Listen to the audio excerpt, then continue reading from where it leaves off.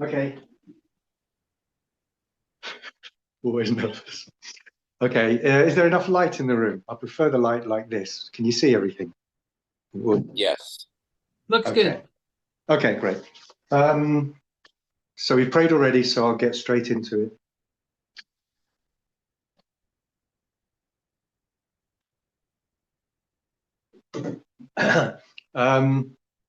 Last time I spoke, September the 20th, I messed it up so badly that I wanted to give it another go again today. So sorry to bore you and make you sit through the same thing again, but if it's all right with you, I'm going to try again. I don't think it's completely redundant, because if you remember, there was at least 2 problems. And I think they've been answered to my satisfaction, at least. So I can present it with a bit more confidence. I must say, I do have confidence in this study now. May not end up being right, but for me, at least, all the boxes have been ticked. And also, I brought up some concepts last time I spoke, which were not relevant and just ended up confusing everybody. Okay. So just like last time, I do need to get through this in one sitting, really. So if you have any sort of comments or observations, maybe wait and see if there's time at the end. But questions, you know, if I'm not clear on something, please do shout out. Okay. So we're trying to identify Daniel 12:1. And I started out by using Elder Parminder's model, which he did in Tahiti in May 2019. So we had the Syrian wars, and he said they came in 2 parts, 1831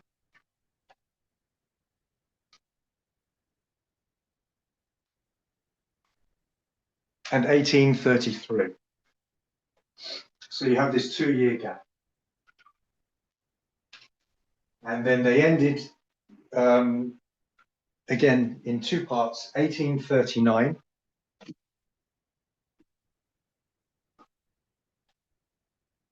and 1841.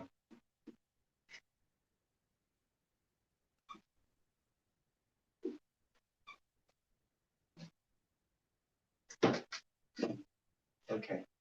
And then he said, so the major waymark that we have, August 11th, 1840, would fall midway, right in the middle of that ending bookend. August 11, 1840. And then he made application, and he applied it to the Syrian civil war, which started with the Arab Spring in 2011.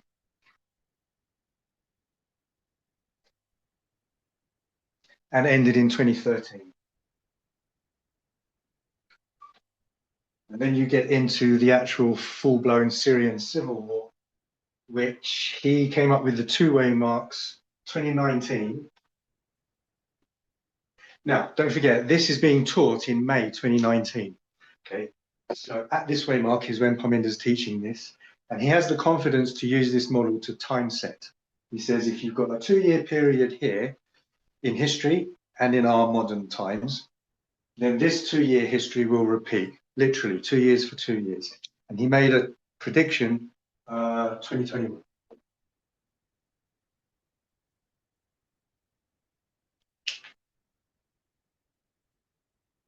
Okay. So I'm saying he used that model for time setting. Then I asked, where did he get that model from? How many different studies, doctrines, models do we have that do that? And as far as I can tell, you only have the 6th trumpet. I better stick to my notes or I'll mess it up again. Okay. Yeah, where did he get that model from? The only one I know of is the 6th trumpet. You please do shout out if there's another model previous to May 2019 that does this bookending. But the only one I'm aware of is the 6th trumpet. So I'm going to go straight to the 6th trumpet now, kind of skip over the 5th and look at that. So the 5th trumpet, first woe, starts in 1449.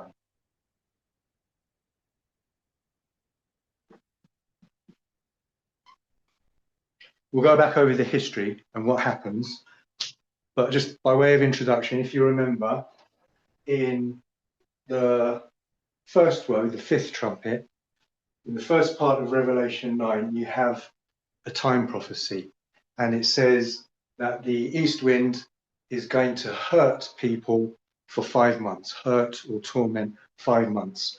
Day for a year, 150 years. 5, 3 is 15, 150 years.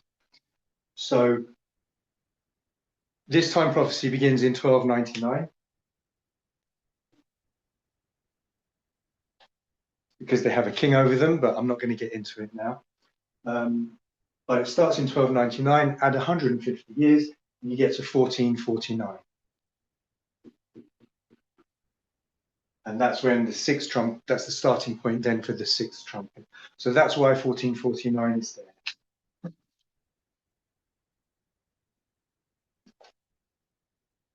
I kind of regret I asked for no comments because I'm feeling lonely without being talked to. Okay, so 1449. And then you have another time prophecy. You have an hour, a day, a month, and a year. So by the way, this time prophecy is the woe period of the trumpet. And this time prophecy is also the woe part of the sixth trumpet. So this second woe starts in 1449, and it says now the east wind is going to kill or slay people for an hour, a day, a month, and a year. And we know that that comes out to, is it 391 years and 15 days? An hour, a day, a month, and a year, but it ends in August 11th, 1840. This date here. Okay, so you've got August 11, 1840. So that's in the surface text. There's no parable methodology, or it's not hidden treasure or anything like that. But then we know that the trumpet, the sixth trumpet, carries on till 1844.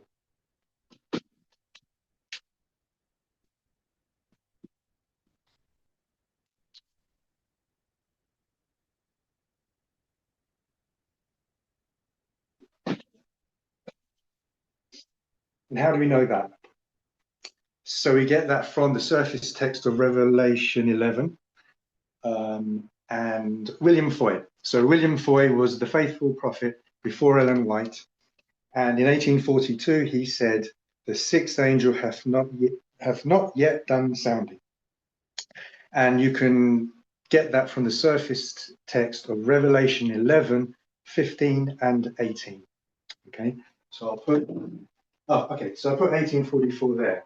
So by the way, you have a 4-year period.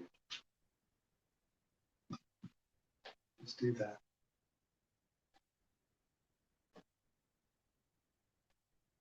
Okay, everyone good so far? Any questions?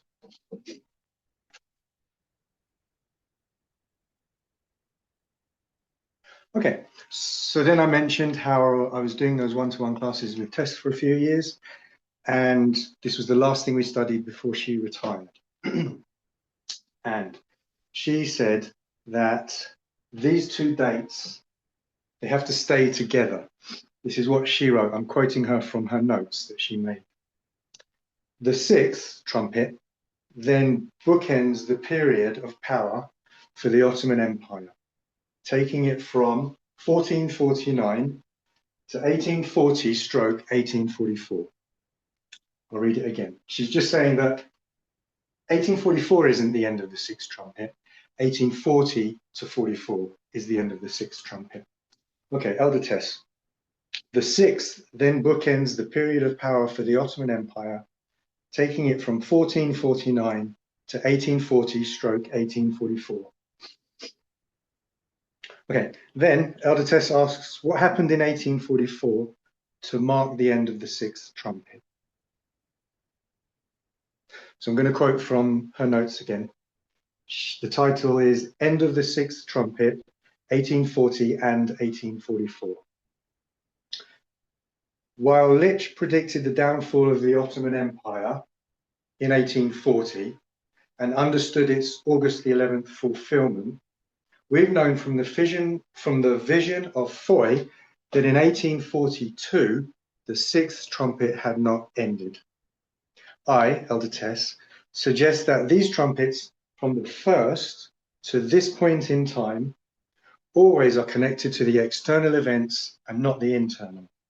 They always reference the powers attacking Rome, and from the 5th through the 7th, the Islamic powers. Therefore, the ending of the 6th trumpet, being 1844, must signify external events, though they may be connected to the internal and external events regarding the Ottoman Empire. Question: so what occurred in 1844 that completed the work of subjugating the Ottoman Empire and therefore ending the 6th trumpet? Anyone want me to reread it, or maybe I should just summarize it?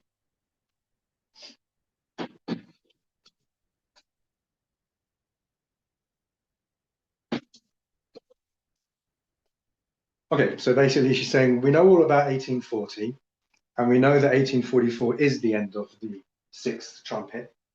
But what happened in 1844? She's saying it has to be external. We're not going to look to the Millerites. And she lays out the logic about the other 5 or 6 trumpets being that same way.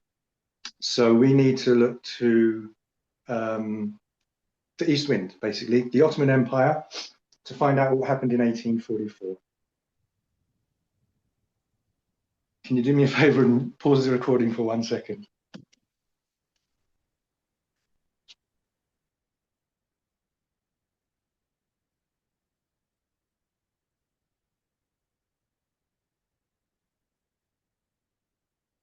Hang on. Okay, so we're looking for an external event to do with the Ottoman Empire in 1844. This is Elder Tess again. Suggestion: these 3 trumpets, that would be the 5th, 6th, and 7th. These 3 trumpets are church and state combined. Now she says church, but she's talking about the Ottoman Empire, so she's talking about the religion of Islam. Church is more of a Christian term. So sometimes I might swap that out. But either way, when she says church and state in this study, she means the religion of Islam. Maybe it would be mosque and state or something like that. Okay, back to Elder Tess. So what's the external Ottoman event in 1844?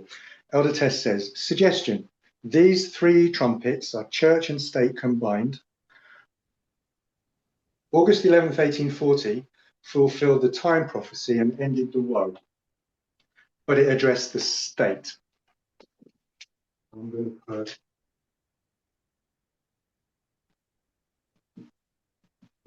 state. The Ottoman Empire, the government was restrained. 1844 ends the trumpet, but addressing the church power, Islamic power of the Ottoman Empire. Okay, so she's saying, I'll put religion rather than church.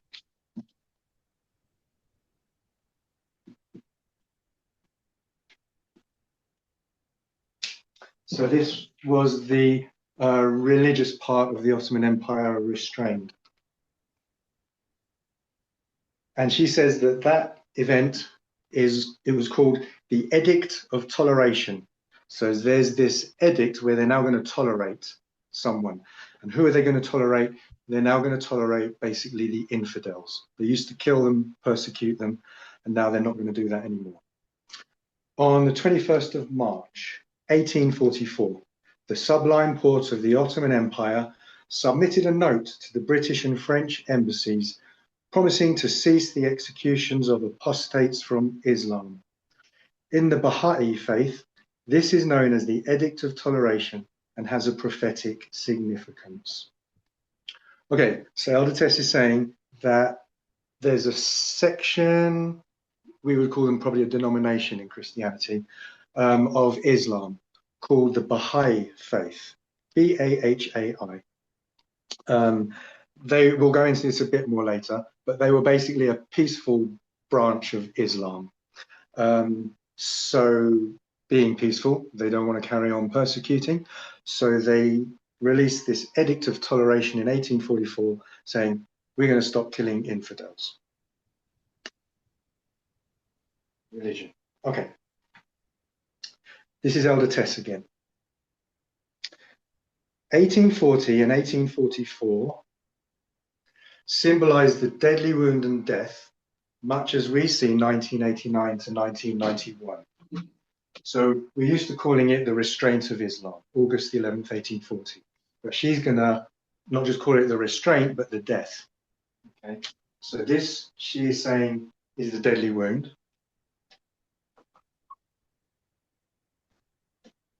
And that leads to 1844, the death.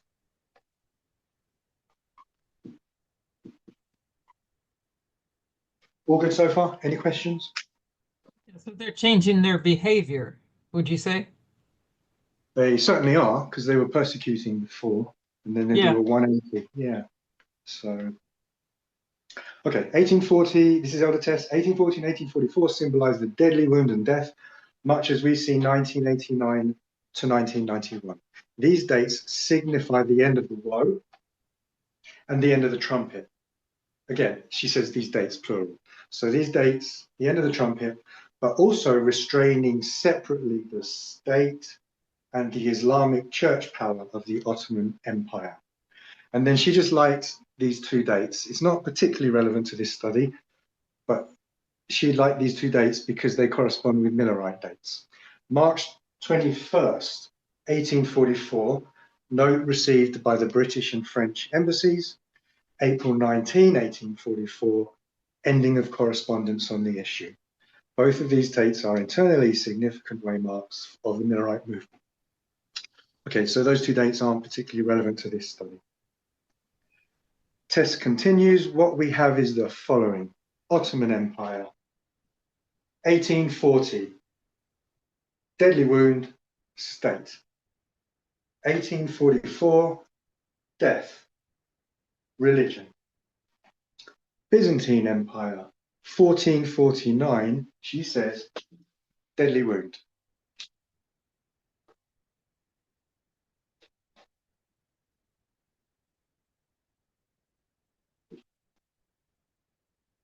And then she says 1453, death.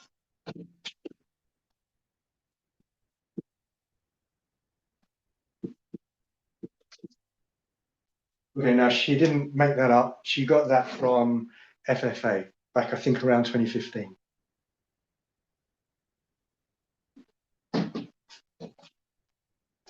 We'll go into that in a second. So just to finish with Elder Tess, again, quoting her, I would like to suggest that these two 4-year time periods show the prophetic significance of both 1453 and 1844, and that the application of Lich in the light of Foy's vision completes our picture of the sixth trumpet. Okay, so she mentioned these two 4-year time periods.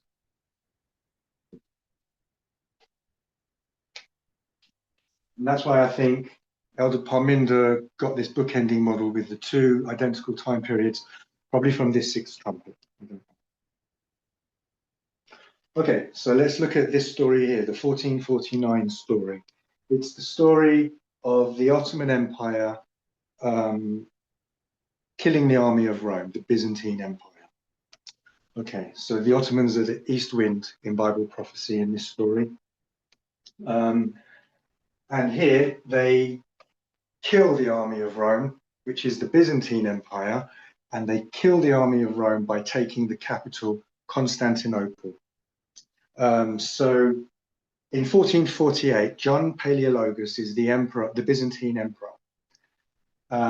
John dies in 1448. So he has no sons or children, whatever. And in 1449, his brother therefore takes the throne.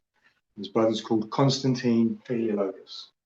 So Elder Tess, we went through all this history, and she knew all that. She said that's the deadly wound. You heard her just say that when I quoted her. Okay, now the reason this becomes a deadly wound, just because some emperor takes the throne, why would that symbolize a deadly wound? Okay, when John Paleologus took the throne in 1449, he said to the Ottomans, who basically held the rest of the Byzantine Empire, just not the capital, he said, "Dear Ottomans, my brother's just died. It's my turn to take the throne. Is that okay with you? I'm acquiescing my power to you." And the Ottomans said, "Sure, John, take the throne. We're going to kill you in a few years anyway." Okay, so that's the story there. It's the same story, just flipped here. On August 11th, which is a deadly wound.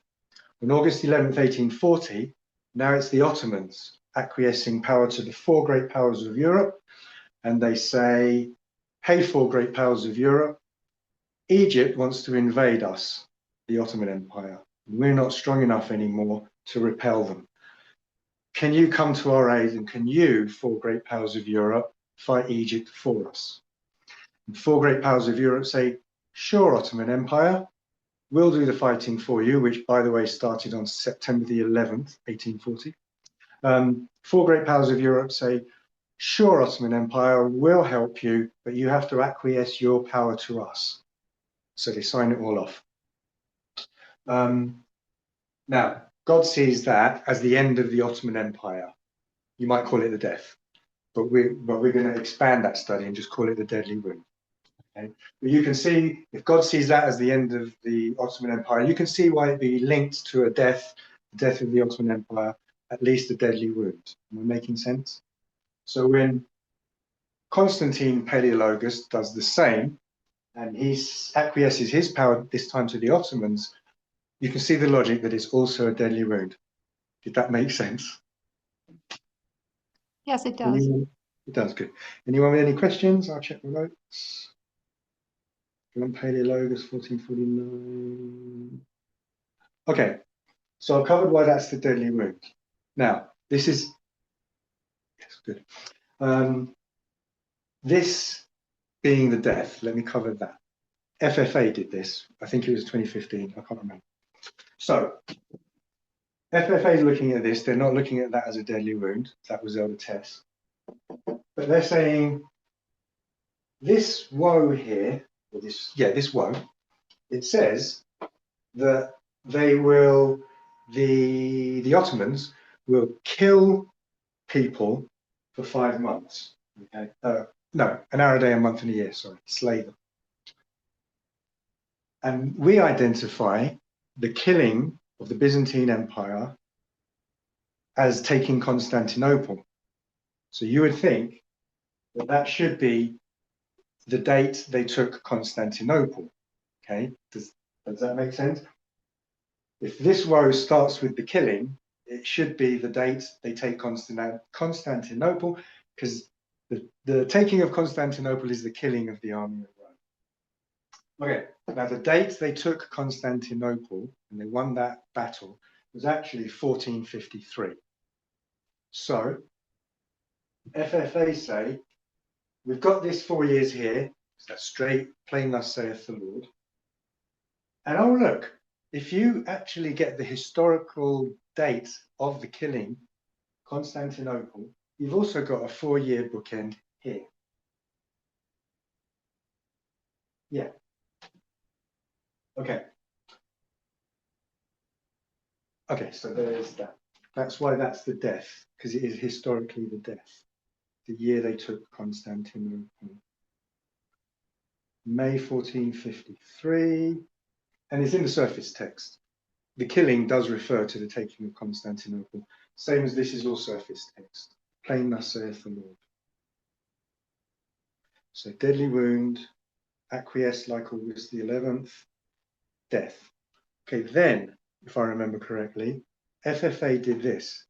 In 2015, we were looking at the concept of midway. Okay, it just comes to mind, it was in Wales, in Cefn Lee. The first time it was mentioned, to my knowledge, can't remember his name. Anyway, he stood up and he quoted the Great Controversy where she talks about midway. And Ellen White talks about midway between, I think, April 19th and August 22nd. And that's when the Midnight Cry, Samuel Snow gave his first discourse. She doesn't mention July 21st, 1844, but if you do the calendar, excuse me, if you do the math, it turns out it's July 21st, 1844, and it's Samuel Snow in Boston, and we get all that from the pioneers. So Midway is in the front of our minds. We're discovering July 21st.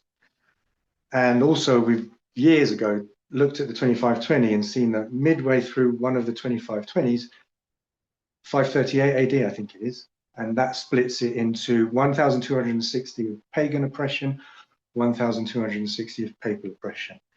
And you've got a midway in the 126 and so forth. So we're looking at midway. So FFA, where am I going next? Yeah, FFA says, well, what happened midway here? That would be 1451.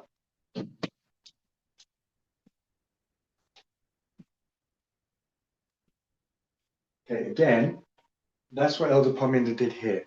Midway between these two dates is August 11th, 1840. That would correspond to 2020, making application. So they look at 1451, and in February 1451, Mehmet II becomes the Sultan and immediately begins planning the conquest of Constantinople.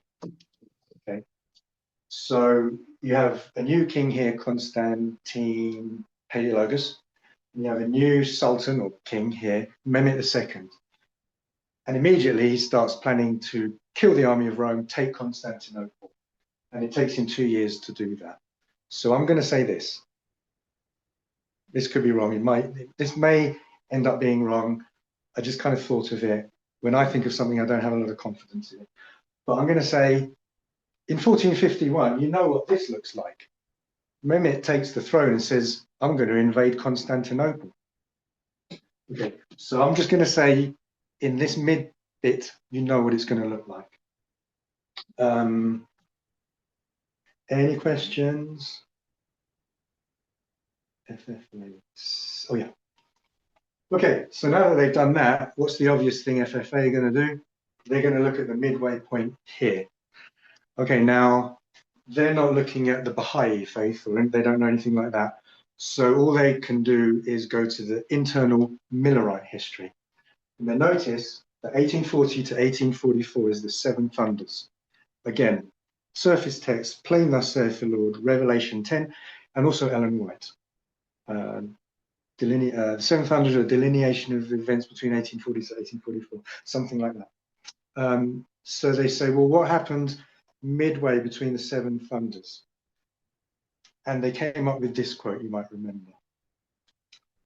In June 1842, Mr. Miller gave his second course of lectures at the Casco Street Church in Portland, skipping along.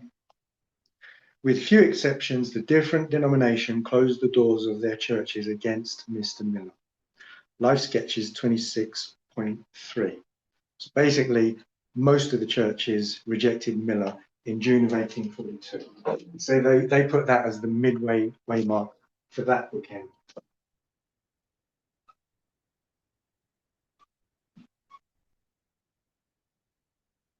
So it dawned on me, can you use this little thing here that I'm trying to do? Does 1842 tell you what 1844 is going to look like? I think it works, okay? In 1844, it was a shut door to the Protestant churches. And she says, with few exceptions, in 1842, the different denomination closed the doors of their churches against Mr. Miller. So there was a few exceptions, and those few exceptions finally closed their door. We'll say October 22nd, 1844. And it's actually historically accurate. It did actually happen. It's not just a prophecy. Okay, so I'm thinking it's working. Okay, and then we noted that what does the number 4 symbolize? We do a lot of numbers in this movement and they all symbolize something. And we said 4 is the symbol of a progressive destruction. And we had 3 witnesses for that. 25:20, Leviticus 26. There's 4 scatterings, we call it. And then the locusts of Joel 2. There's 4 different types of locusts, cankerworm, I can't remember. Grasshopper, I can't remember. And then we had those 4 Adventist periods, which I also can't remember. So, but Elder Pominder has taught, I think, in 2019, and demonstrated that 4 is the symbol of progressive destruction. Okay, I'm going to move to the 5th trumpet. Any questions?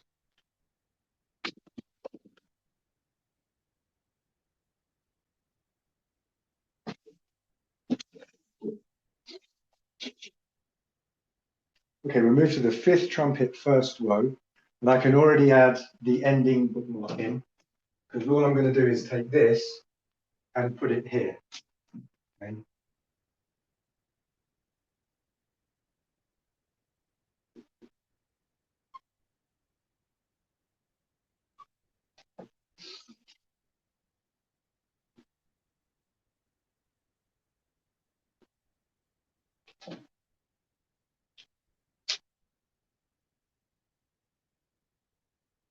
I'm thinking, do I have license to do that, to just move it, especially outside the parameters of that trumpet?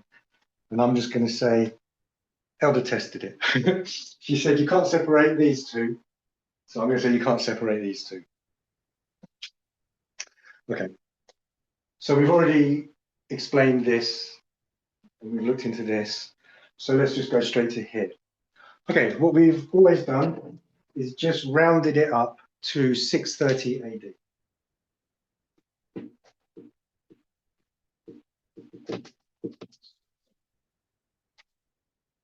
And we just said, this is Muhammad. It's the beginning of Islam. That was Muhammad. And we don't know what date to put on it. His birth, his first vision, whatever. But we're just going to round it up to 630 AD. From memory, that's what we did. And we just placed Muhammad there. Okay, now this is the last time I presented. I mentioned this as a problem, a weak link. And then I think it was Troy that put an answer in the chat, and I've been thinking about it since. And I genuinely believe that. I like to be objective, not subjective. And I don't like seeing a problem and then trying to force fit something in there to make it sound right or look good. If it doesn't fit, I'm willing to just drop it. Okay. So the first problem I thought, okay, I'm skipping around. I'm going to go to a different problem because I had 2 problems here. Okay, the first problem that I'm going to address is that Elder Tess thought that the star fallen from heaven in Revelation 9:1 was Abu Bakr, whereas we've always taught it was Muhammad. So this is the beginning of the, I'll call it the Caliphate, or the beginning of Islam. So just historically, you'd have to put Muhammad here, not Abu Bakr. Okay.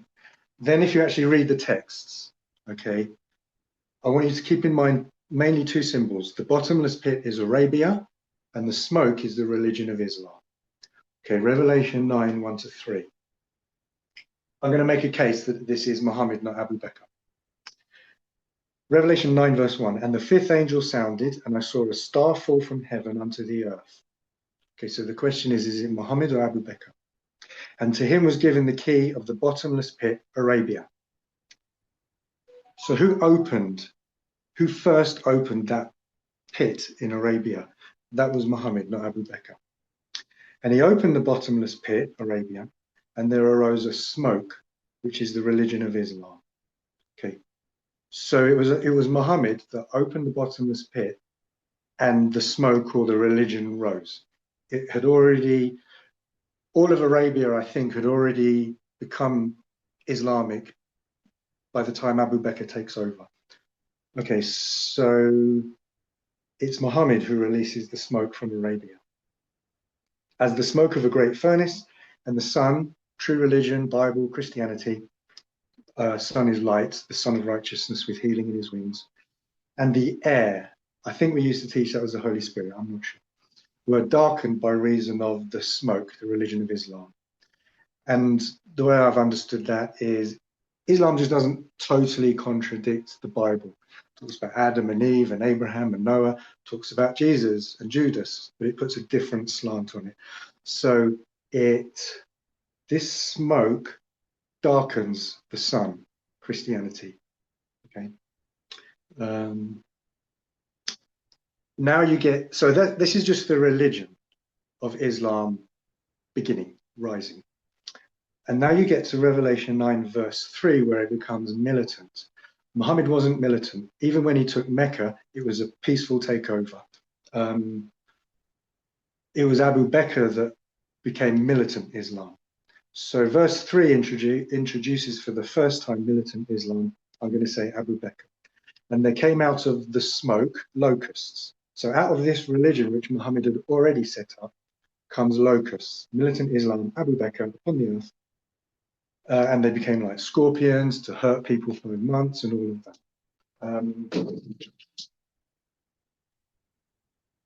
Any questions? Does that make sense? So all I'm saying is I'm very comfortable, I'm very confident we can put Muhammad here. Yeah, that was Alyssa. Go ahead. So in verse 3, the militant part is Abu Bakr. Yes. I'm not And great then on that the... Okay, so then does that continue in verse 4? What does verse 4 say? About the 5 months. It goes into the don't hurt anything green if they're not sealed, unless they're not sealed with the seal of God, and then the 5 months. That's all Abu Bakr. I'm pretty sure that was him that said that in history. It's quote. I think it's documented. I think Abu Bakr was the one that's actually said that to the soldiers. Yes. And it's in the Bible. Yes, with a caveat though. The 5 months starts in 1299 when they have a king over them. And that king is Uthman. We would say Ottoman, perhaps. So you know how the Bible is. Elder Tess used to teach the complicated and the simple. It doesn't do it in perfect chronological order. Right. So you do have Abu Bakr. Yeah, you get that concept. It's not. Okay. Thank you. Okay. So again, Muhammad wasn't militant, so he couldn't be the scorpions. That was Abu Bakr, who took the fight outside of Arabia and into the Byzantine Empire for the first time. Okay. Hi, Aaron. Thank you for the review. So just going back, is that where the Shia and Sunni come? The Abu Bakr would be the line of the Shia and the Muhammad would be the line of Sunni? So you're going to have to check this. I looked into this years ago, but the Sunni believe only in the writings of Muhammad. The Shia think that the next caliph was Muhammad's uncle, I think. Yeah, it had Not to do Abu with Bakr. the succession to be hereditary or the one that wasn't hereditary. I can't remember which is which, but So Abu Bakr, I don't think he was a relative of Muhammad. He was his top general or whatever. But I think the Shia believe, so the Sunni then probably believe Abu Bakr became the next caliph. And I think the Shia believe Muhammad's uncle became the next caliph. It's something like that. Not too sure. Okay, thank you. Sorry, didn't answer that very well. Okay, so now I'm thinking Elder Tess has done state and religion here. Doesn't that story sound a bit like state and religion? Because I'm saying Muhammad was the religion, the smoke, and Abu Bakr was the militant, which is what armies do, which is what governments do. So I'm just wondering if you've got that there. Either way, I don't think it makes any difference to this study. Just something interesting. Okay, so that was, I think, Alyssa that mentioned that it's still okay to put Muhammad there for that reasoning. Then I had another weak link here, a problem, and that was Troy that put the answer in the chat. And I really liked it and I thought it worked. So I went away and I thought about that. So this is the death of a kingdom. Deadly wound and death of a kingdom. Deadly wound and death of a kingdom. Same thing, deadly wound and death of... You don't have a kingdom here. So if you're going to look for a deadly wound and a death, you don't have a kingdom here. So I went to Muhammad the person, and Troy said, a king is a kingdom. And I thought about that. So I'm just going to read my notes on this. I'm not going to try and... Okay. bookending Muhammad, not the caliphate. Okay, so for a start, the Islamic kingdom, the caliphate, doesn't even exist here. So there was no former kingdom at the beginning of the fifth trumpet, to have a deadly wound and death. So God could not place a deadly wound and death on a kingdom at the beginning of the fifth trumpet. When Muhammad took over Arabia, it was a whole bunch of different tribes and clans which were constantly shifting. In other words, it wasn't a kingdom, just a bunch of families. You can't look to the end of the fourth trumpet, okay? Because logically you might think, well, whatever kingdom was dying at the end of the fourth trumpet, you could put here. But I'm saying you can't look to the end of the fourth trumpet for your 4-year bookend either. As Odoacer and his kingdom died over 100 years earlier in 493. Whereas this model, the fifth, sixth, and seventh trumpets were all successive, one immediately after the other. Plus, Odoacer was Western Rome, so a totally different territory. The fifth and sixth fought over the same territory, the Byzantine Empire, Arabia, Byzantine Empire.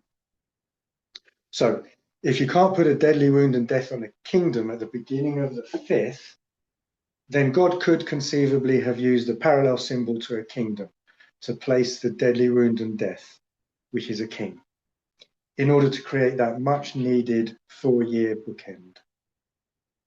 Does that make sense? Should I repeat anything?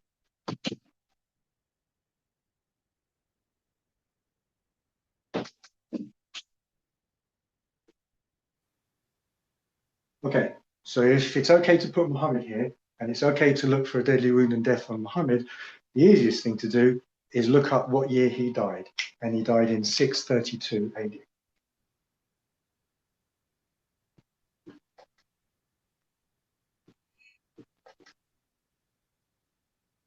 Then the obvious thing to do is go back 4 years and see if you can identify anything that might look like a deadly wound to the man Muhammad. 28, 6, 28.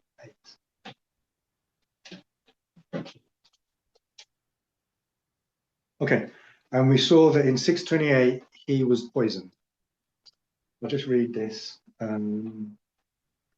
Muhammad died a natural death, though his earlier exposure to poison, probably arsenic, in 628 may have contributed to his decline.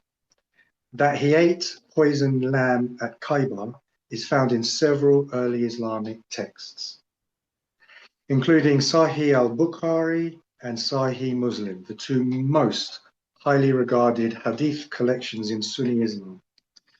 Ibn Ishaq's Sirah and Al-Tabari's history as well, which are early biographies. So I don't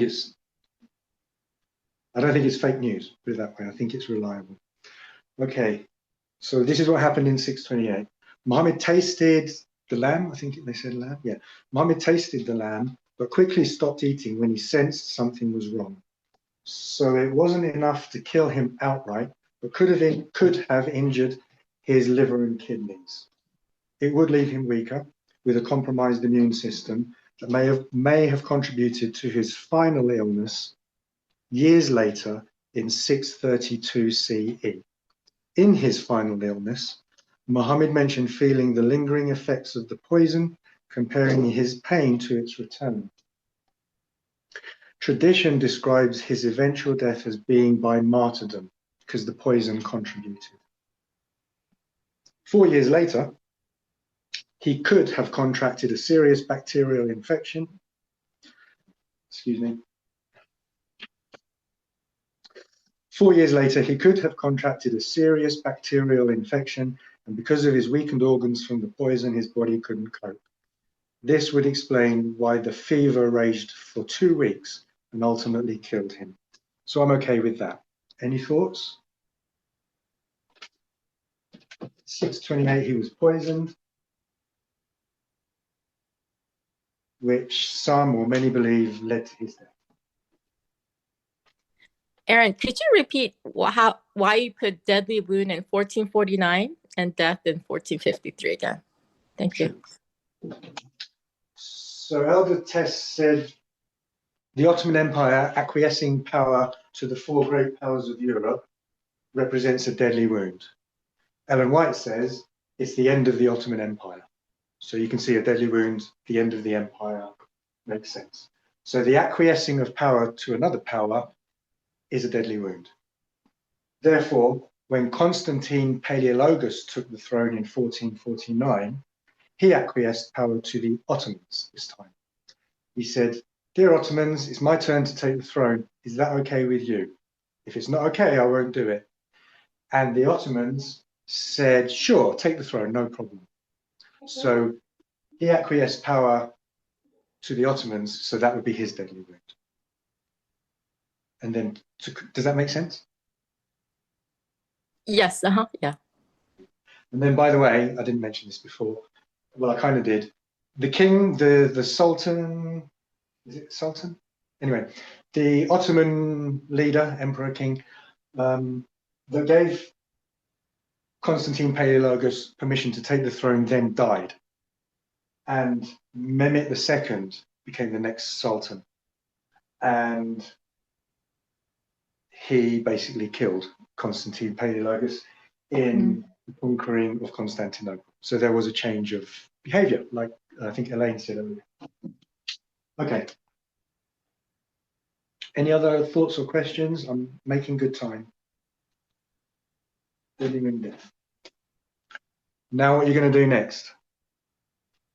Midway, you're going to see what happens 2 years, midway, 630.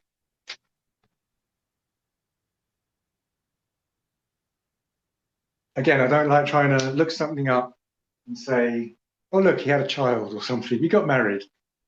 You know, because obviously something happened to Muhammad in 630. Has to be major and it has to be prophetically significant. Does anyone know what happened in 630? Let me check my notes. Okay, 630 AD, Muhammad took Mecca in the year 630 CE. This event marked a significant moment in Islamic history as Muhammad and his followers peacefully entered the city, not like Abu Bakr. And it ultimately led to the widespread acceptance of Islam in Arabia. I'm going to say that's significant. He basically evangelized the entire nation because of that one act. Okay, he spread the Islamic religion because of that one thing. This event really helped solidify the spread of Islam throughout the Arabian Peninsula. Today, Mecca is the holiest city in Islam. It's the birthplace of the Prophet Muhammad. Yeah, it's the birthplace of Muhammad. That's where he was born. That's probably why he took it. And is the direction of Muslim prayer. You know, they pray to the east. Every year, millions of Muslims pilgrimage. They travel there to perform the Hajj. And it's where that big black stone is, all of that. I think that's significant enough. If you're looking at the religion of Islam, the smoke, I think it is. I may be wrong. Okay. So we've got that pattern repeated in all three lines. Now what you're going to do, you're going to go to archive. So you've already got this. You can just drop this wholesale down here.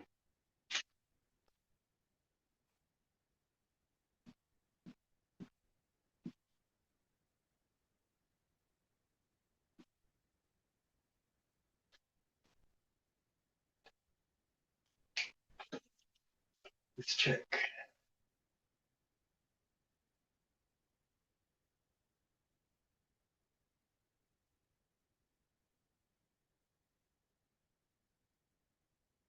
Okay, I'm just checking I'm not missing anything.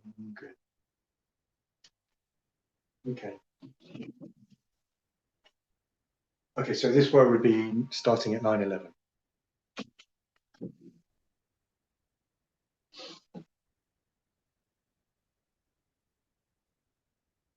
Okay, so this is about the deadly wound and death of kingdoms. Daniel 12:1. This story, the east wind, kills the army of Rome, the United States. Daniel 12:1. Okay. So I'm going to put death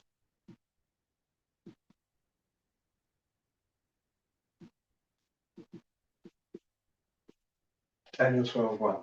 Death of the army of Rome. Yeah, I just saw something there and I got a bit worried. But it's okay. You've got the story of the east wind first hurting, then killing the army of Rome. So, of course, you're going to put Daniel 12:1 here because the east wind first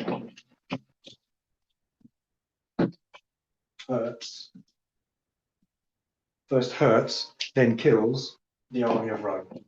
So you're in the same story. I think that's all okay. So at this point in time, I'm going to say everything I've presented so far is airtight. Okay, that's why I'm saying last time I was in a muddle, I saw the weaknesses, I couldn't really answer them, but now I think so far everything's airtight. Anyone disagree? Please criticize or ask questions. I'm doing okay for time. If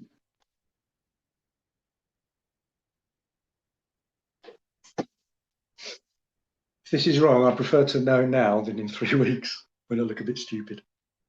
Okay. So we're going to basically, you know what we're going to do? We're going to apply this model to our time. Seventh trumpet, third woe. Okay, we mentioned that this is the Baha'i faith. I don't really know how you pronounce it.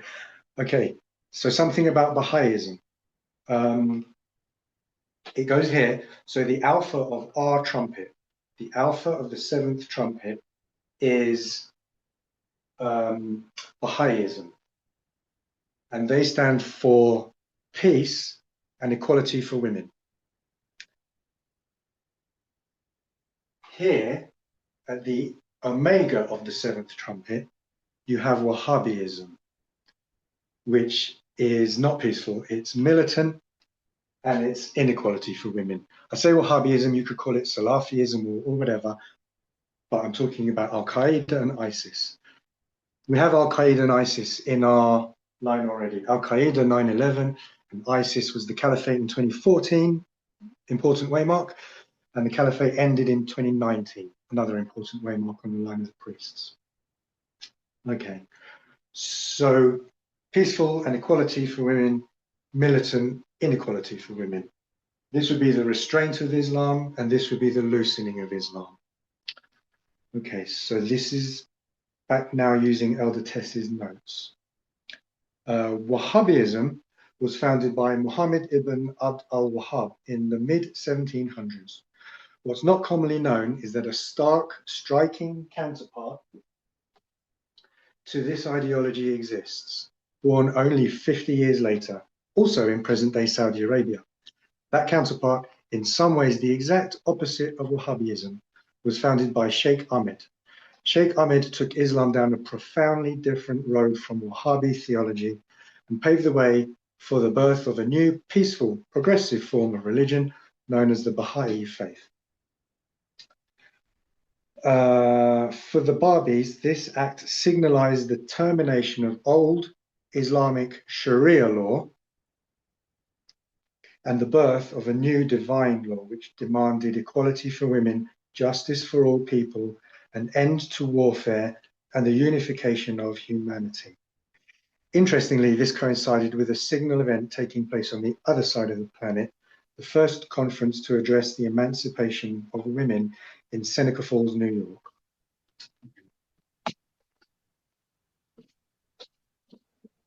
So I'm just going to put Aaron, what all was of that it. time again that Baha'i faith came about? What year was that?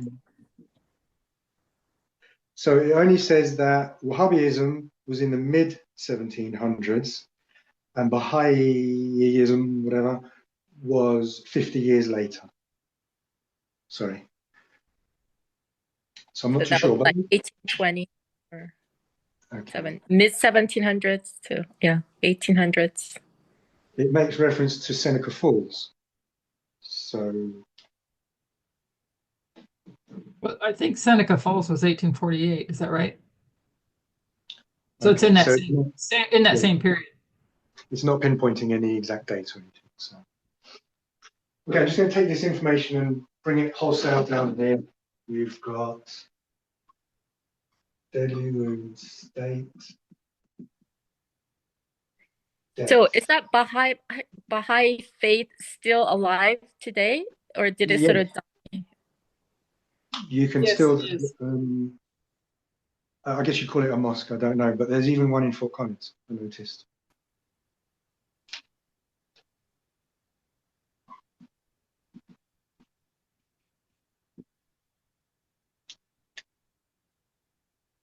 Really, to make me happy, you'd have to find something, an event to do with the Ottoman Empire in 1842. I'm not happy that you just jumped to the Millerites to find 1842 because it's the wrong story. And maybe there is one, I haven't even looked. But that would be the new weak link. So deadly wound, death. Okay. So now the obvious thing we're going to do is go to our time. If this is a death, we need a deadly wound, and it's going to be 4 years before the death.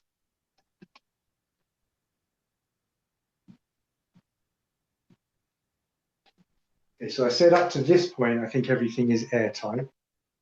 Okay, I take that back, 1842. I think you need to find an Ottoman event. But I don't think, what's it called? I can't remember the word.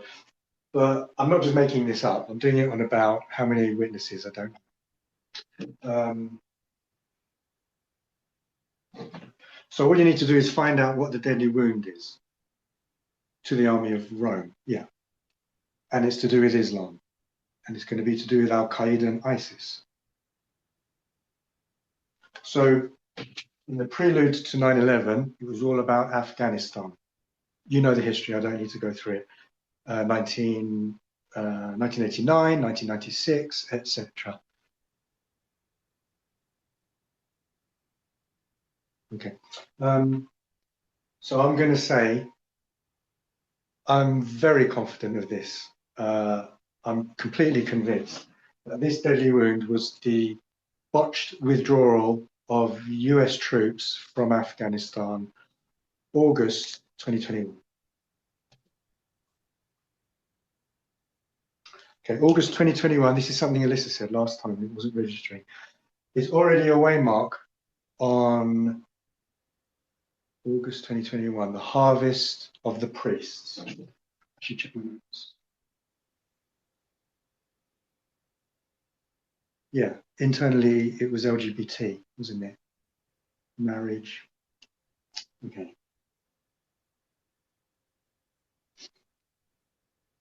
Formalization, harvest of the priests. Okay.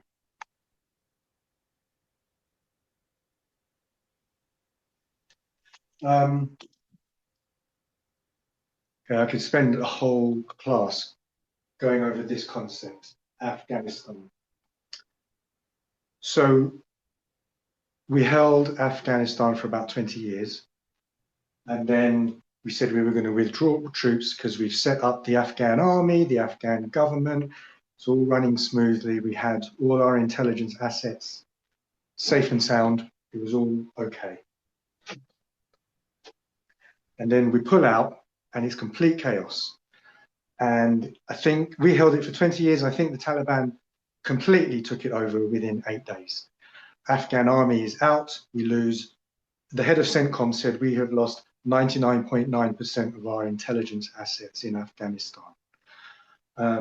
Because it's such a story. I could go on. But what happens is the Taliban, anyone think they've changed? Anyone think they're not Sharia law anymore? No, Anyone but think, good morning there. But weren't they? Wasn't that the reason for the beginning? Didn't we arm them? the jihadis during the Soviet war, Afghanistan? You mean Yeah. Mujahideen? The CIA and the Mujahideen and all of that, right? We armed them in a proxy, right? Yes, And we then did. they end up being in charge at the end. And I know. I just wanted to be sure I remembered right. Okay, Susan, you have no idea what you just said. Give me a second. Okay, so remember that pattern at 9/11, the beginning of the Third World. So at the end of the Third World, the Biden administration says we've got no intelligence there. They've all fled because everyone's scared of the Taliban. Question, anyone think the Taliban's changed? Are they suddenly become liberal, loving, no Sharia law? Let's educate our women. They obviously haven't changed. They haven't changed their religion. They're still jihadists. They're still seeking a global caliphate. They're even, if you can possibly be, they are actually even more in cahoots and joined to Al-Qaeda and the Haqqani network, okay? They've done this by intermarrying. So you used to be able to, if you were CIA, I have no idea, I don't know anything, but what I've heard is, so you're the CIA and you think there's an Al-Qaeda plot, you could then just investigate Al-Qaeda and the known members. But now, if there's another, well, we know there's going to be another homeland plot. It's a mix and match of all different terrorist groups. Okay.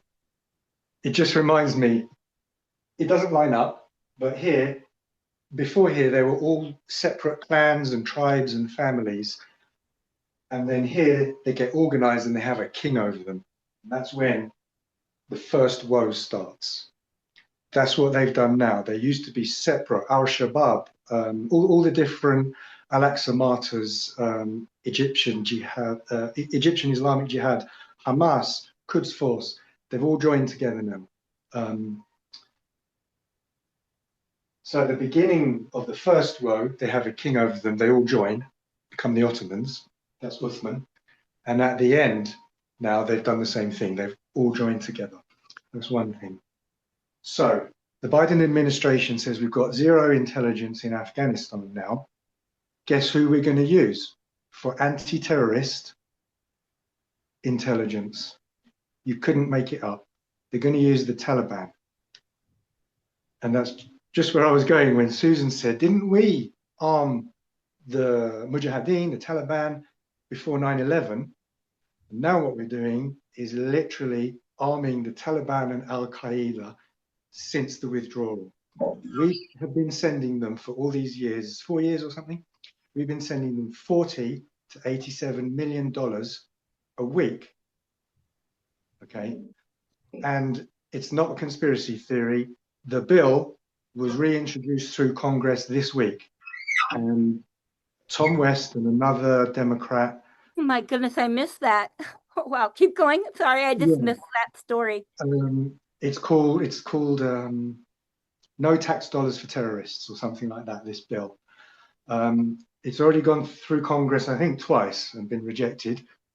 Because, of course, we still want to keep sending the Taliban, our enemies, $40 to $87 million a week. Okay. Well, that's the definition of insanity. Continuing to do the same thing, expecting different results. It didn't stop under the Trump administration, obviously. That's why it's still going through Congress. Okay. Yeah, and some of that money is aid because obviously the Taliban love their people so much. They want to help them. So they're not going to keep that money and spend it on whatever they terrorism, whatever they want. So that money is meant for aid, but a lot of it, most of it is meant for counterterrorism. Guess where we get our Afghanistan intelligence from? We only get it from one source, the Taliban. We asked the Taliban to tell us how they are defeating Al-Qaeda in Afghanistan. How's that work? Crazy, huh? Aaron, Yeah. Aaron, just to make sure I'm following the prophetic models that you've laid out there, can you re-explain the beginning of the third war in the concept of deadly wound and death? Can you re-explain that, please? The beginning of the third woe, did you say? Yeah. I don't have a deadly wound and death for the beginning of the third woe, because that starts here, which is before this bookend. And we're only putting deadly wounds and deaths at the bookends. And I don't even know if you can do it. So what marks the beginning of the third war? 9/11. Is that do you mark there a deadly wound and a death? You can see the deadly wound and death goes at these bookends. I think I know what you're saying because that crossed my mind. So here's a trick. Here's something that I thought was going to be a problem. I forgot. 9/11, the east wind first hurts the army of Rome. That sounds like a deadly wound. Hurting, and then you kill. Okay, so I got a bit worried, and this still could be wrong, and what you suggested could be correct. If it doesn't work, we only got 3 weeks to wait, so I don't really care. But 9/11 might be the deadly wound, not 2021 Afghan withdrawal, So and that who, would mess who's, with the who's, thing. who's, 20, who is getting the deadly wound there in the seventh, that war, the seventh trumpet? Who's getting the wound? Who's being wounded? So now you're putting your finger on why I don't think it's a problem, because 9/11 was the restraint of Islam. 11/9 Mazar Sharif in Afghanistan. So that if it is the 9/11, restraint of Islam, so that yeah. means something is happening to Islam, is being hurt. Yes, Mazar Sharif in Afghanistan, 11/9/2001. It's not America, the army of Rome, receiving a deadly wound. It's actually Islam being restrained, or if you want to call it a deadly wound or whatever. So when does So- it die? If Islam receives a deadly wound, then according to the prophetic models, then it's going to die. Whoever gets the mortal wound, it's the one that is going to die. I'm saying you can call it a deadly wound if you want, but we don't. We call it the restraint of Islam. So I'm not calling it a deadly wound. And also, Islam doesn't die. It goes through to the end, because what happens at Daniel 12:1, the four winds are loosed. Revelation 7:1-4. And one of those four winds is east wind. So who dies then in the At third 9/11? trumpet? No. No, the third war, the seventh trumpet. Who's dying there? The army of Rome, America. The King of the North? Would you say that? I'm not going to get into the King of the North because it's not part of this story, and that's what messed me up last time. But yes, the King of the North. The sixth kingdom or the seventh? I'm not confident with that model. I can see problems with that one. Okay, So I can't answer thank you. that. I'm not confident in the model, but I think I can answer it. It would be the seventh. Wouldn't it? Anyway, basically, 9/11 with being that's the hurt. Anyways, there's no death, it's a hurt. yeah, But you're looking at Islam, it's just a loosing and a restraint. yeah. And then the hurt and the kill or the deadly wound and the death is, yeah, America or United States. However you say that. Okay. But it Before kind of says they 9/11, bring their own death. say again? It kind of says they bring their own death. United States. They leave Afghanistan and create the problem that brings their death. They Right. do. I don't think, I may be wrong, like I may always be wrong, but you Me mentioned too. that last time. And, you know, could you call it a suicide? I think it's just a botched job by the US. I don't, if you look into what we call a suicide, King of the South, 1991, it implodes in on itself. Perestroika, glasnost, it's there. Yeah. I don't think it's quite, it doesn't feel like the same thing. But I could be wrong. Maybe it's a suicide. Or could it be that verse that's he who something with the sword is killed by the sword? Yeah, I think you brought that up last time. I like that. It's okay. So I have to get through this. What are you going to do?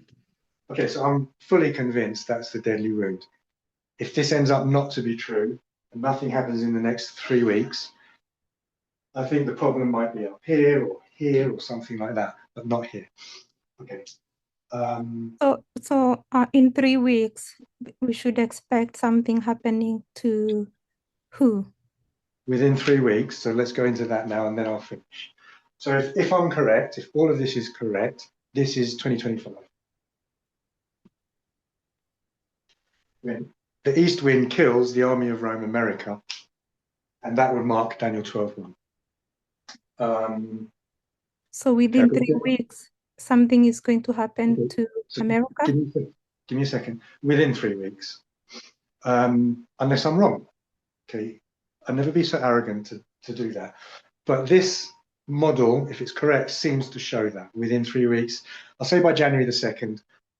Okay, so okay, I'm going to ask for no interruptions, or I'm not going to get it out. What you're going to do in this bookend now, the story's not over. You've got to find out what happened midway. 2021 to 2025, midway is 2023? 21, 22, 23, yeah. Yes. Yeah. What happened with terrorist organizations in 2023?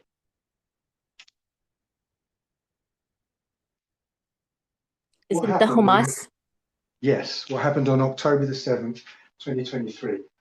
I've said I'm fairly comfortable with saying the midway point tells you what the next bookend looks like. Okay.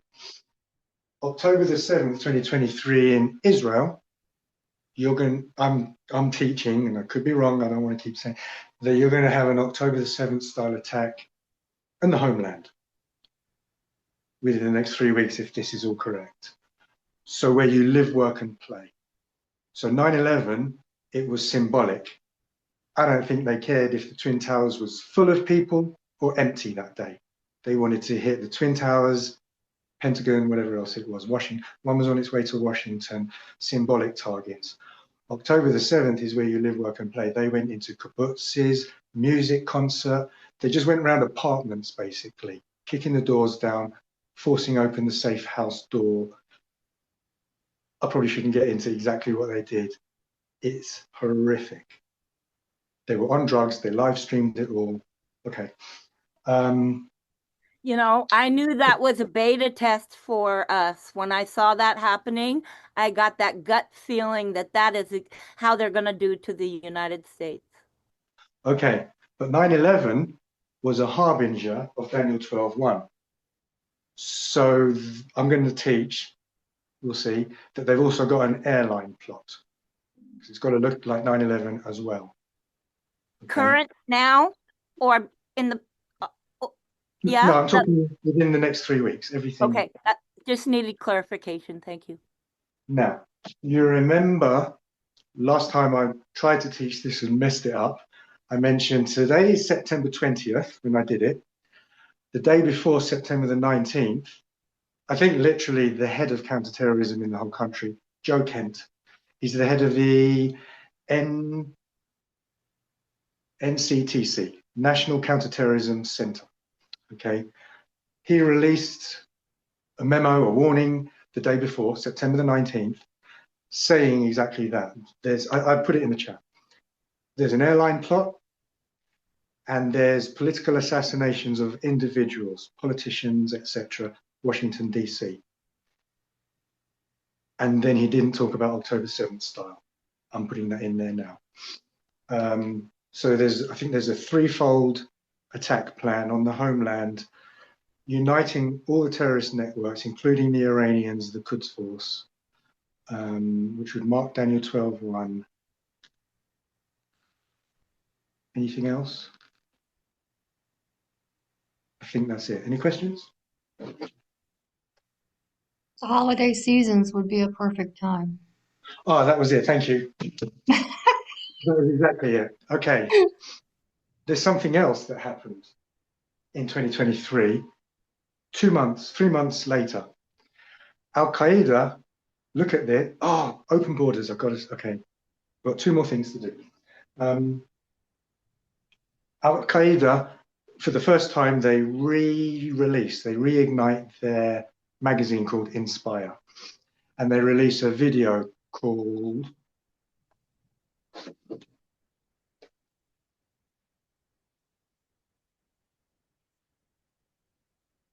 I can't find it. It's something like What America Doesn't Know, or something like that. It's like a 2-minute video talking about, this is 23, where I'm saying I think you get to to know what it looks like. An airline plot, similar to the Bojinka plot, which failed. And the same, political assassinations, etc. I don't know if they mention October 7th style attacks in there because it went up, say YouTube, obviously it's going to be taken down within hours and you can't request it or find it. I've tried because it's terroristic, so it's illegal. So Al-Qaeda. Where are they releasing me? Are they releasing? Sorry. And in there, they mentioned Times Square. And Kathy reminded me of the holiday season. Can you imagine Times Square? New Year's Eve, yeah. New Year's Eve, packed. Plus Mom Donnie. Mom Donnie's Muslim. That would... The New York mayor? Mom Donnie, the mayor that they just elected. Yeah, I don't know anything about him. But okay. So that's why the odds are against, I'm going to say me or the study, because 50 weeks has already passed. The odds are against me. I've only got 2.5 left. But I still think it could happen because of the holiday season. October the 7th style attack in a shopping mall, Santa's Grotto, I don't want to get into it. People are flying to their families for Christmas. And the thought is 12 airliners are going to be targeted, dropping out of the sky. Over America this time. Aaron? Yes. Jackie, Sarah Adams prophesied, well, she says anyway, 2 months ago that there's going to be an attack very soon. I think we talked about that last time too. I mentioned Sarah Adams a couple of times. I was only going to get into this media type stuff if I finished this, because it's the prophetic value that we would value more than just the yes, news. Exactly. The news could easily fail. Personally, I believe Sarah Adams. I could be completely wrong. She's one intelligence person out of millions around the world. So she could well be wrong. But for what it's worth, she has said for a long time, the attack window opens mid-December. And I've been communicating with her, suggesting different things. And she sticks to mid-December. And she says, October the 7th, the Al-Aqsa flood, that was the name of the operation. It was planned for the year before, 2022, but they delayed it and they put it back a year. And she said, the reason they do that is because they're working on the Islamic calendar. So when someone suggested it could be January, February because of Ramadan, she said, no, if it gets delayed, it's going to be delayed by another year. Now, that kind of fits. It doesn't fit this, but Elder Tess said all the major waymarks are always down the end of the year. And she just did that by demonstrating 9/11, 11/9, etc. And so if it's put back by a year, we've got at least another year till Daniel 12:1 or longer, but it will be down the end of the year. So if you're July 18, then you probably don't believe that all the major waymarks are down the end of the year, because that's in the middle. Yeah, thanks for that. Okay.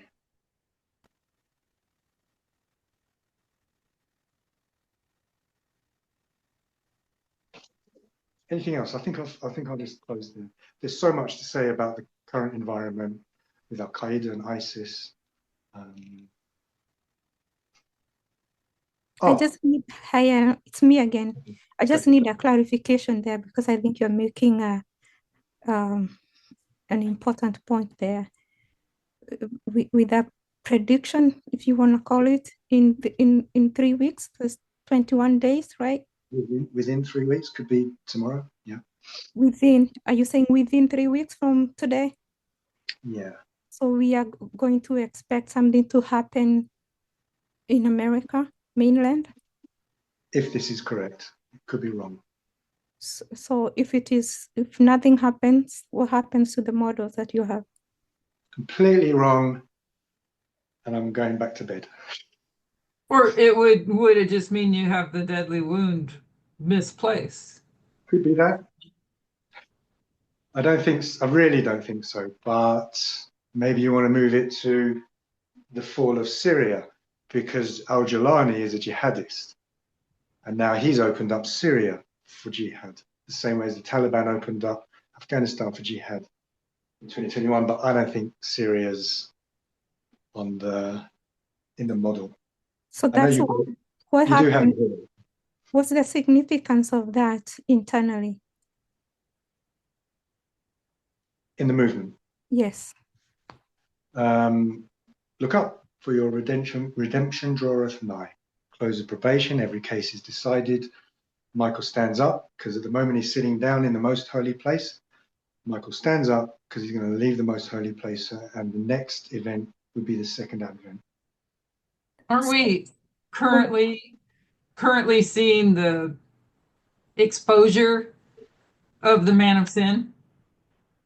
And when you look at the 1260, Elder Parminder noted that it's at the end, when the man of sin is exposed, then it was destroyed. So we're seeing, like with Epstein and the boats that he's blowing out of the water, different things like that. Are those part of the exposing of the man of sin? I think so. I'm not good at all of that. There is one thing. It seems to me like some people, highly respected, clever people in the movement, teachers, would think it's a bit too early for Daniel 12:1. Of course, they could be right. Say that again. You said it too fast. They habitually what? I'm trying to finish up. I think some really talented people in the movement probably think it's too early for Daniel 12:1. Of course, they could be right, but my understanding of the trumpets is that the trumpet power punishes Rome for passing a Sunday law. They've already passed the Sunday law in 2024. So 2025 doesn't seem too soon to me. I thought, okay, maybe I'm confused and I'll just drop it. I was thinking that we had to see the international Sunday law in a sense. But when the camp meeting was in France, no, it's wrong, that's wrong. And the bombing in the international waters, that's a May Day. Because what they're doing is like, that now crosses the lines from sovereign. It crosses so many lines that it to me already kind of appeared with his going to the different places making peace and then bombing now what he's doing. It seemed like he already has crossed the line from doing the Sunday law here to international waters because the United Nations has no leverage. There is no power that has any leverage to stop what he's doing. So you mentioned the Worldwide Sunday Law and that Navalny, Worldwide Sunday Law, Ukraine. I don't believe that study, sorry. I had a couple of problems with it, but one of them is the Worldwide Sunday Law is an 1888 model that doesn't apply to us. The Worldwide Sunday Law model says that around 1888, America passes a Sunday law, and then country by country, it goes around the whole world. They all get tested with the mark of the beast. And then at Daniel 12, then when it's gone around the whole world, or Elder Tess would say all of Christendom, not Saudi and Iran and China, when it's gone all around all of Christendom, that's all the countries that have been tested, end of testing, close of probation. Probation means so maybe testing. It's my wording, Aaron, but it does seem like it's already going around. It's already almost complete around the world. So in our time, the mark of the beast isn't Sunday and Sunday laws. It's, I'm going to say, patriarchy, gender, and authoritarianism. And you've had patriarchy and authoritarianism and homophobia in all the countries, I'm just going to say loosely, for decades or centuries or millennia. So patriarchy doesn't start in America and then go around the world. So I don't, I'm probably wrong, I just don't understand it. Okay, so I have to finish now, unless you want me to go over. I want to finish on one last thought, which is part of this study. 2021, Biden takes office and open borders. He implements open borders, which means the southern border is completely open. Whoever you are, just stroll across. Is it called fentanyl? I can't. Fentanyl dealers, gangsters, cartels, terrorists, human traffickers, anyone, just walk across. They estimate 12 million, conservative estimate, that in those 4 years, open borders, 12 million people crossed, I'll say illegally. And Sarah Adams says, according to her research and her sources, because of that, there is 10,000 terrorists in America today. And we don't know their names, and we don't know where they live or who they are or where they are. And of course, everyone laughs at her. Don't forget, she's not CIA anymore. She's not an official. I'll call it her hobby, if you like. And so they laugh at her and they say, you're crazy. There's not 10,000 terrorists in America. 2 days ago, that guy, Joe Kent, that released information on September the 19th, 2 days ago, he was giving a Homeland Security hearing. I think it was to the House, either way. And he said that there's 18,000 terrorists, known terrorists, or linked to, connected to terrorism in America today. The end. But Phil has a hand up. Sorry? You're not done yet. Phil has a hand up. Oh, go ahead. Can someone read it? Sorry, if I start. Yeah, pressing. no. Hello, Aaron. Oh, hey. Yeah, so I see the model. It's like you said, it's solid. All the waymarks. You got the beginning, you get the bookend, you got the middle, the midway marks, 4 years, 2 years. Everything is marching out. And I think it's rock solid. So, but let's say, but our time, from 2021 to 2025, with a midway being 2023. So as you say, if your model is correct, we have 3 weeks. Or less. Or less. Whenever it happens, it's a disaster. 3 weeks from now or 3 years from now, it's a disaster. So is there a reason why you chose 2021 as a deadly wound as opposed to 2023? So 2023 happened in Israel and is nothing to do with America. 2021 was American troops being withdrawn from Afghanistan. Now, as I said, I could talk for an hour over this. Do you realize the multi-billion-dollar facilities and equipment, military equipment and intelligence we left behind in Afghanistan for the Taliban to now train Al-Qaeda in? Now, I don't know anything about military stuff or intelligence, but it's things like kill houses and the night vision stuff and all of that. Never mind just normal weapons and ammo. There's so much. So before 9/11, I think there was about 3 terrorist camps in Afghanistan, and the number of terrorists were in the low hundreds.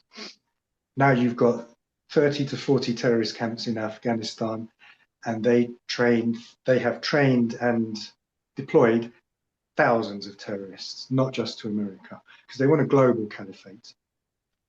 I just want to point out. Could you say for October 2023, because you got the original glorious land and now you have this glorious land, so that attack in 2023, because you made the point that midway point is telling you what the death is going to look like. I think so. I don't know if that's a stretch, but it's the first glorious land that gets attacked. Would that be pointing to the glorious land being attacked? Could do. I don't know. You'd need 2 or 3 witnesses to establish that thing. Yeah. And I don't really know of any, but. Yeah. Aaron, do you find it interesting that the agreement to withdraw from Afghanistan was done under the Trump administration? Oh, yeah. Yes, it was. Carried it out. Yeah. And then it was left to Biden because of the agreement, the terms of the agreement, and that's why they had no time to get everything out. And so what was left is now going to be used in this second Trump administration. That's interesting.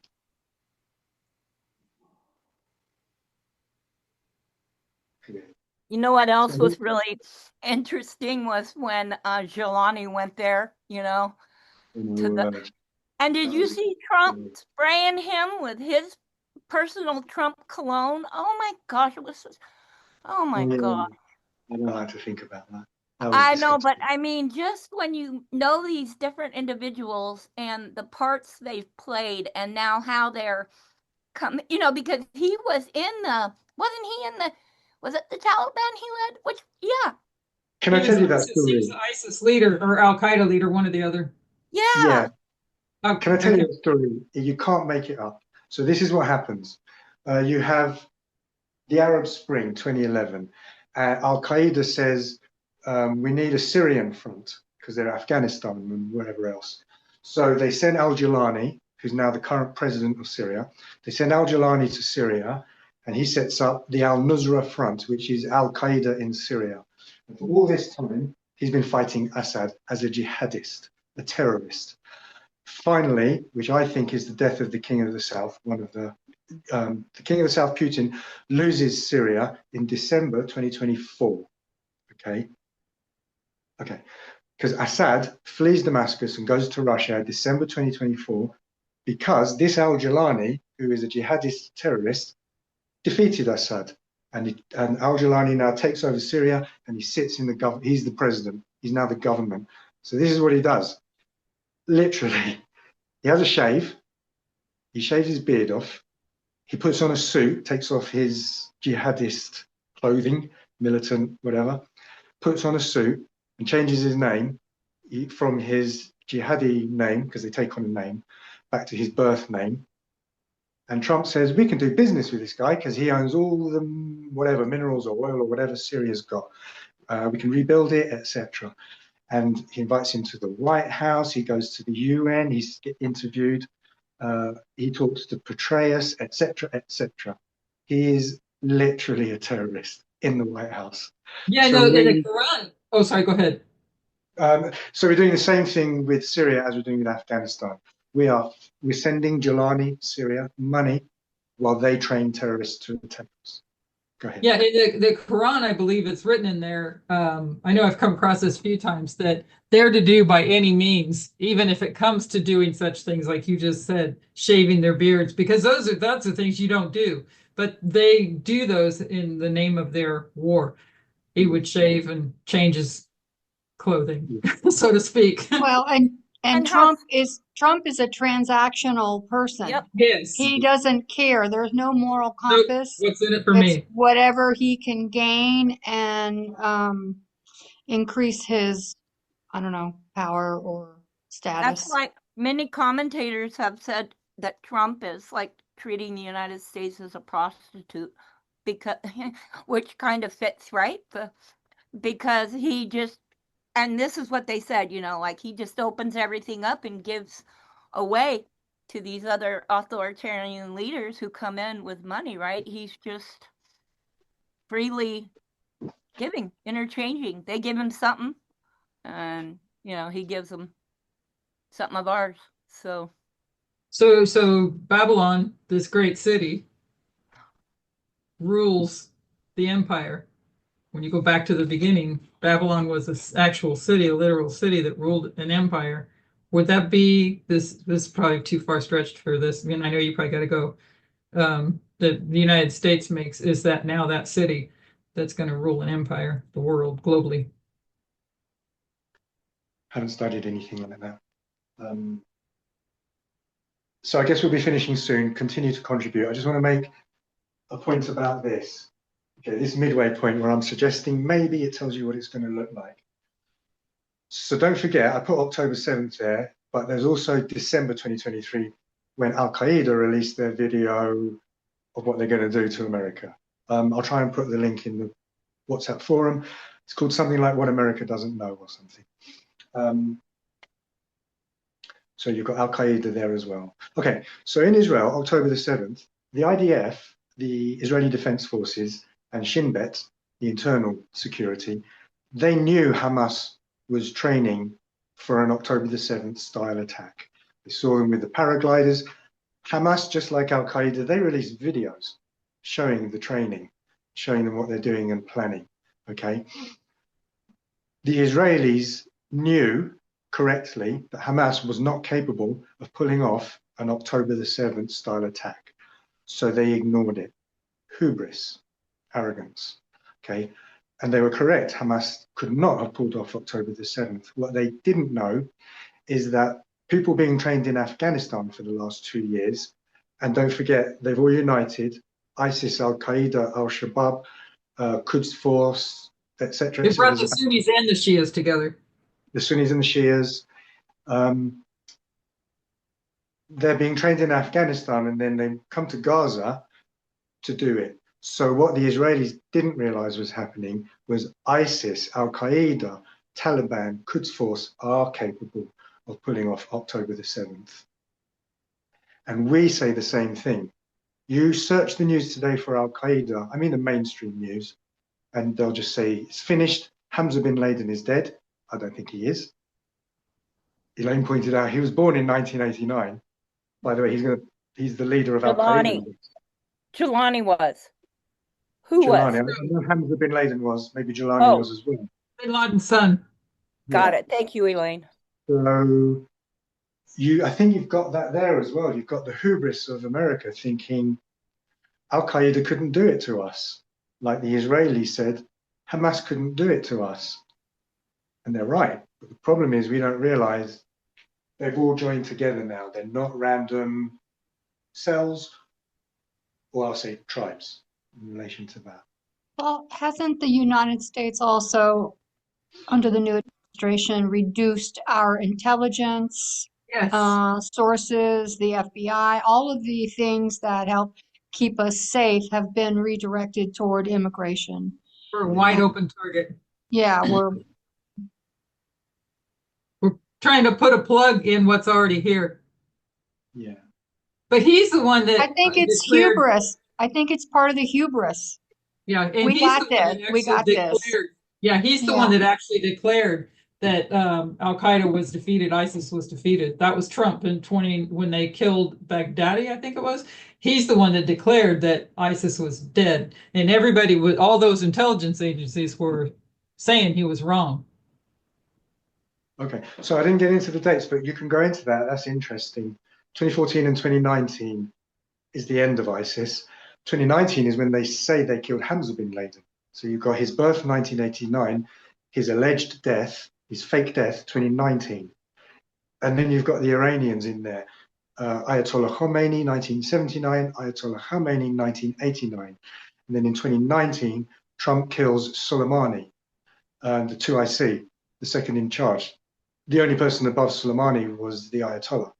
2019 kills him. And since then, the Iranians have said there's an assassination plot on Donald Trump. But because they've all joined together, they're going to do this at the same time, which is why Joe Kent on September the 19th says there's a plot for political assassinations of individuals in Washington, D.C. Just seems to all fit so well. It's definitely a strong piece to put where they become the Ottoman Empire, where they all unite. Yeah. Repeat of history. So here's my red flag, 1842. Maybe for the next 3 weeks, I'll look for a Baha'i or Ottoman event in 1842. Can't be too hard. And then if it doesn't come Aaron, through, I'm throwing it all away. I have another question going back to your fifth trumpet. You had mentioned in the past about Abu Bakr being the smoke that comes out of the bottomless pit versus Muhammad. Now you're taking Muhammad as that. What was your reasoning before about Abu Bakr being?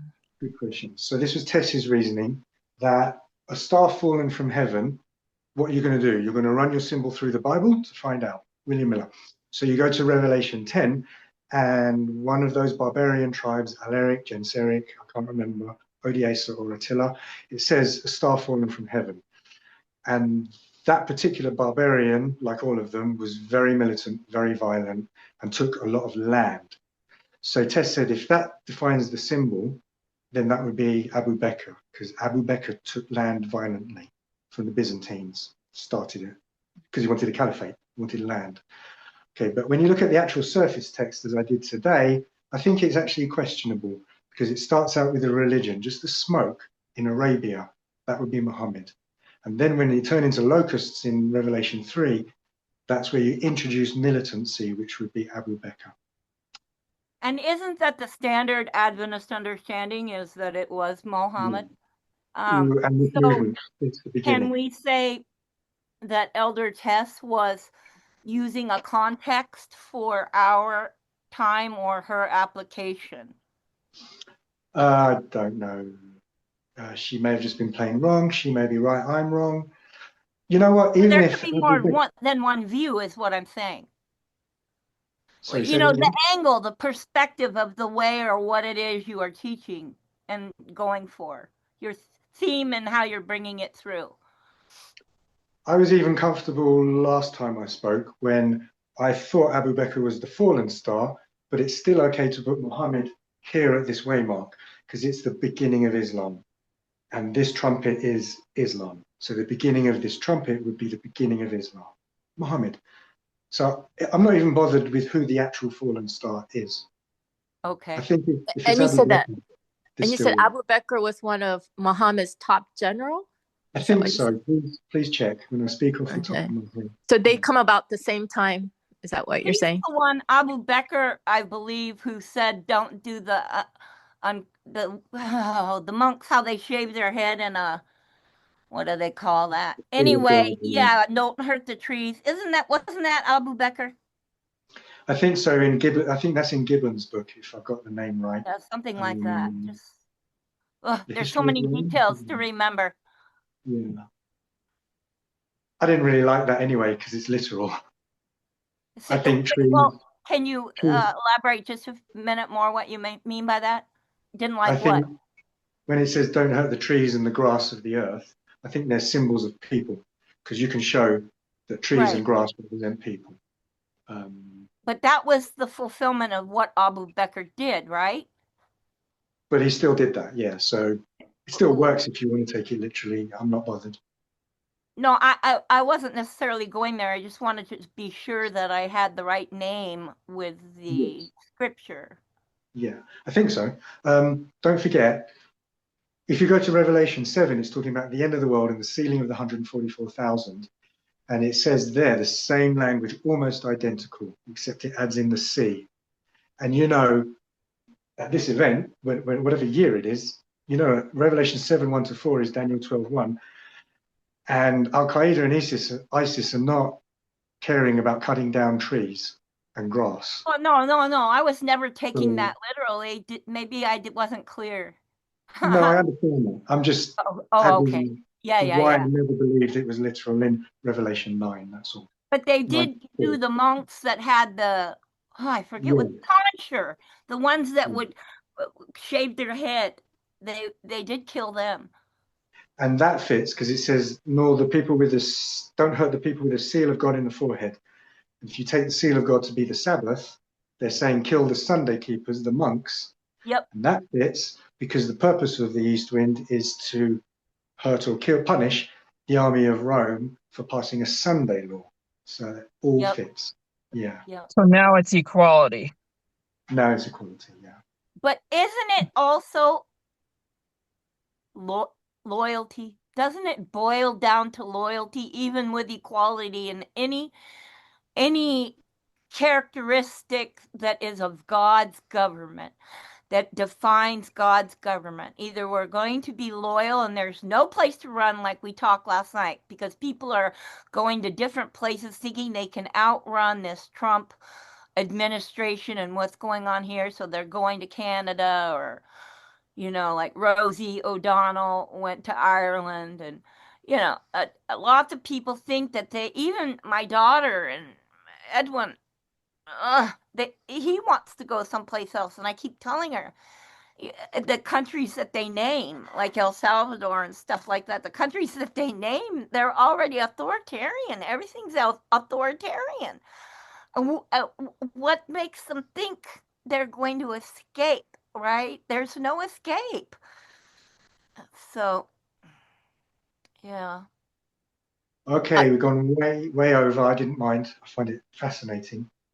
Any last thoughts before we close? I just wanted to add, thank you for your model here. I will consider it, but if this doesn't hold, what Elder Permender presented in Slovakia, who are the 10 horns?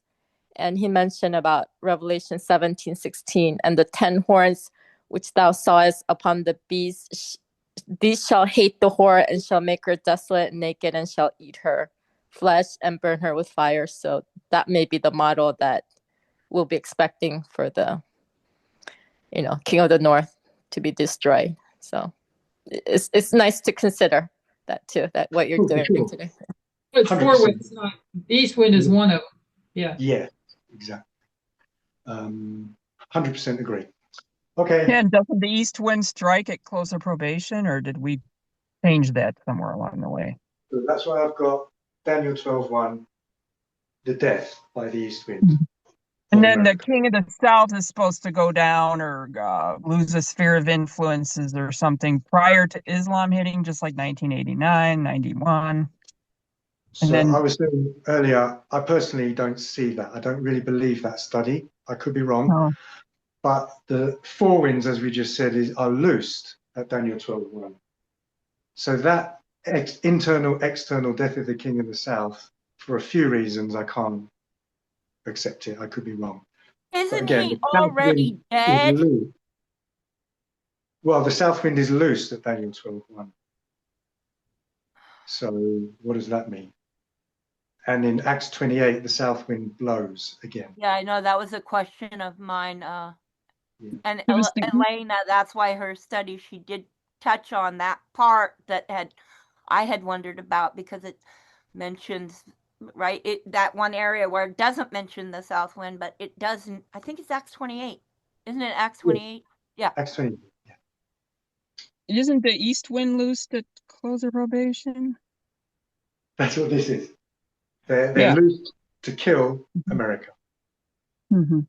Hey, Aaron, Yes. the Penny's telling me that the south wind occurs in Acts 28 just before you arrive at Puteoli, at the Christ's second coming. Yeah. Yes, it's the time, the dispensation. Good. Yes. We should relook at Acts 28. Yeah, that was Okay. really good. That's in Elder Tessa's Acts 27 Revisited. That one really stimulates my. There's so much there that I wish I was better. You know what I mean? Because she left a lot of things like. Okay, I rushed as fast as I could. We've gone half an hour over, and I have to leave. I'm sorry. So I'm going to close in prayer now. Thank you very much. Let's pray. Thank you, Aaron. Almighty God in heaven, we thank you for good friends and good fellowship and for this good message. And we just pray you'll be with us even unto the end. In Jesus' name, amen.